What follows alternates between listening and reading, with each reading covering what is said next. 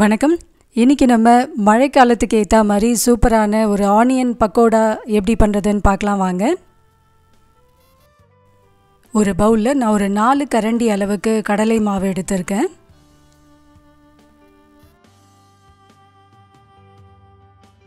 இது கூட ஒரு 2 ஸ்பூன் அளவுக்கு அரிசி மாவு சேர்த்துக்கலாம்.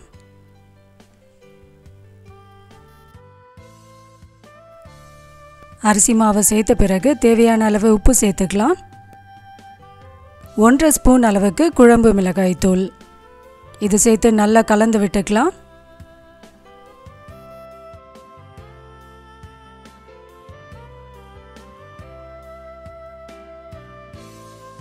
இந்த மாவை இப்போ நல்லா கலந்தாச்சு.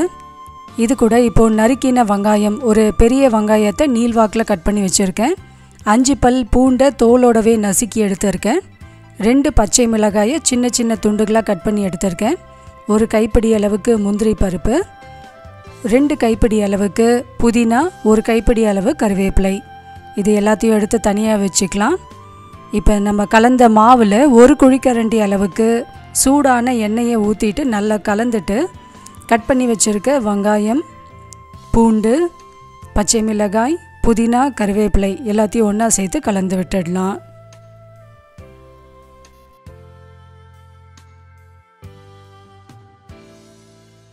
புதினா போட்டு நம்ம பக்கோடா பண்ணும்போது ரொம்ப வாசனையாக இருக்கும். இப்போ இதை முதல்ல நல்லா கலந்து விட்டுட்டு கொஞ்சம் கொஞ்சமாக தண்ணி தெளித்து இதை நல்லா பெசரி எடுத்துக்கலாம். பிசையக்கூடாது, பெசரி தான் எடுக்கணும்.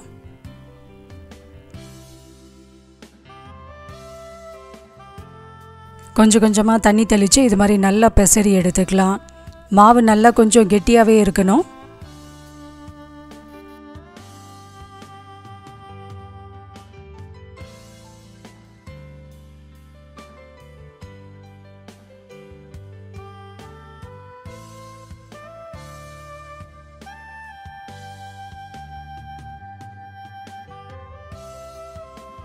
மாவு இப்போ ரெடி ஆகிடுச்சு. இந்த அளவுக்கு கெட்டியாக இருந்தால் கரெக்டாக இருக்கும்.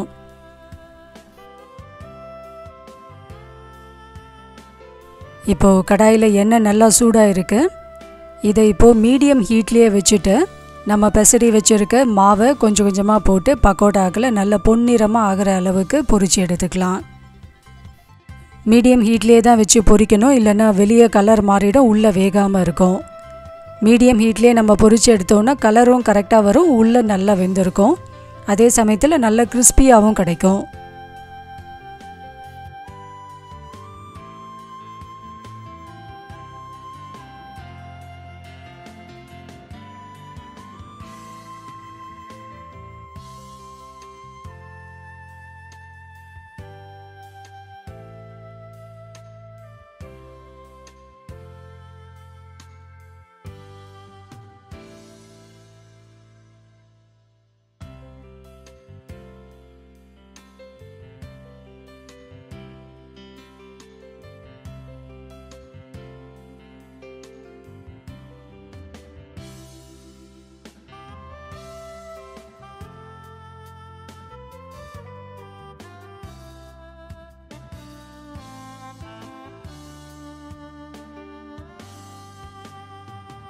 எல்லா பக்கமும் நல்லா திருப்பி போட்டு இதை வேக வச்சாச்சு. மொறுமொறுன்னு சூடான ரொம்ப வாசனையான நம்மளோட ஆனியன் பக்கோடா ரெடி ஆகிடுச்சு. எல்லாருக்கும் ஃபேவரட்டான இந்த ஆனியன் பக்கோடா ரெசிபி உங்கள் எல்லாருக்குமே பிடிச்சிருக்கோன்னு நினைக்கிறேன். வீடியோ பிடிச்சிருந்தால் லைக் பண்ணுங்கள். உங்களோட சஜஷன்ஸ் ஏதாவது இருந்தால் கமெண்ட் பாக்ஸில் மென்ஷன் பண்ணுங்கள். நம்ம சேனலில் நீங்கள் மறக்காமல் சப்ஸ்கிரைப் பண்ணி நமக்கு சப்போர்ட் பண்ணுங்கள். தேங்க்யூ.